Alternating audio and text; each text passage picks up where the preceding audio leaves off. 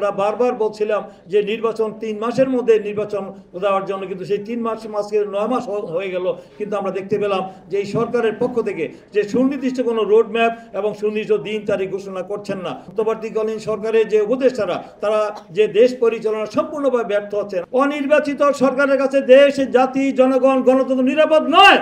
পরবর্তীতে আমরা এই 9 মাস হয়ে গেল, দীর্ঘ সময়, এই দীর্ঘ সময়ের মধ্যে আমরা দেখতে পাচ্ছি যে এই সরকারের জনপ্রিয়তা তলানিতে আজকে পরিণত হয়েছে, জনবিচ্ছিন্ন অবস্থা তৈরি হয়েছে। আগের দিন পরিস্থিতি, রাজনৈতিক সংকট, অর্থনৈতিক সংকট, দেশে একটি অস্থিতিশীল পরিস্থিতি তৈরি করার একটি গভীর চক্রান্ত চলছে।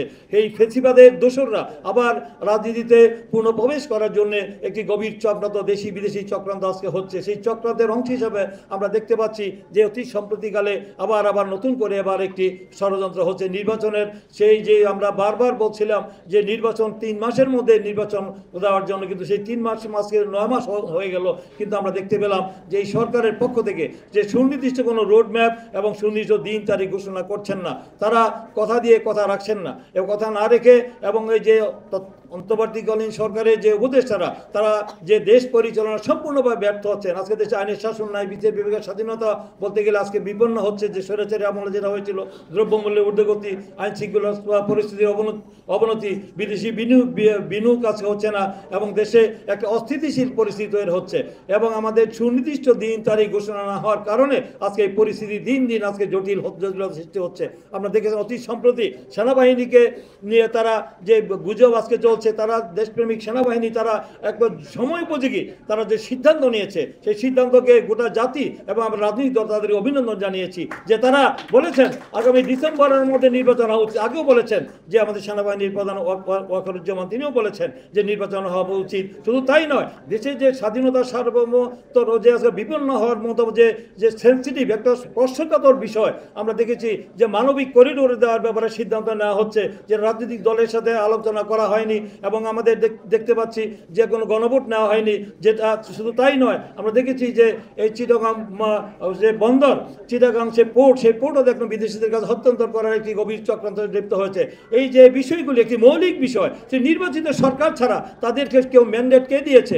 তারা অনির্বাচিত সরকার এই ধরনের বিষয় নিতে পারে না, শুধু রুটিং ওয়ার করতে পারে। যেটা বলেছেন আমাদের এখানে বলে চুন্নু ভাই বলেছেন, রুটিং ওয়ারের বাইরে কিছু করার কথা না। তারপরে তাদেরকে কে ম্যান্ডেট দিয়েছে, কে রায় দিয়েছে? এই ধরনের সেন্সিটিভ যে জাতীয় নিরাপত্তা, স্বাধীনতা, সার্বভৌমত্ব বিঘ্নিত হতে পারে, সেই সব বিষয় নিয়ে আজকে কথা হচ্ছে। এইগুলোর পিছনে গভীর চক্রান্ত ষড়যন্ত্রের একটি অংশ জনগণ আজকে বুঝতে পেরেছে, এবং তারা আসল কাজ রেখে নির্বাচন, যেটা জনগণ 16 বছর ভোট দিতে পারে নাই।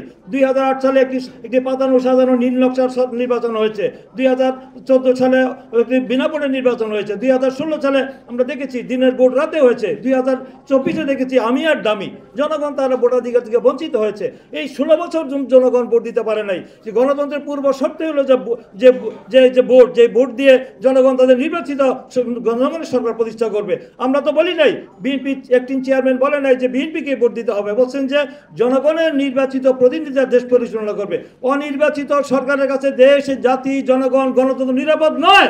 দেশ জুড়ে তোলপাড়, ওয়ালটন ফ্রিজ কিনে আপনিও হয়ে যেতে পারেন মিলেনিয়ার। সংস্কারের কথা বলে, সংস্কার আর বিচার একটি চলমান প্রক্রিয়া। সেই সংস্কার বিচার কি নির্বাচনের বিকল্প হতে পারে? বলেন নির্বাচন হতে পারে কিনা? সংস্কারের বছরের পর বছর সংস্কার হবে, এবং বিচারের প্রলম্বিত হবে, দীর্ঘদিন সময় ধরে বিচার চলবে। সেই বিচারের কথা বলে, সংস্কারের কথা বলে তারা নির্বাচন প্রলম্বিত করে অনির্দিষ্টকালের জন্য, অনাদিকাল তারা ক্ষমতায় থাকবে। এটা কি আমরা মেনে নিবেন? এই দেশের জনগণ মানবে না, আবার রাস্তায় নামতে বাধ্য হবে। যেটা বলছেন আমাদের চুন্নু ভাই, আমরা রাস্তায় যদি নামি একদিনও থাকতে পারবে না এই সরকার। আমরা 90-এর আন্দোলনের সাথে দাঁড়িয়েছি, আবার যদি আমরা রাস্তায় নামি তাহলে কিন্তু পরিস্থিতি আমরা সামাল দিতে পারবেন না।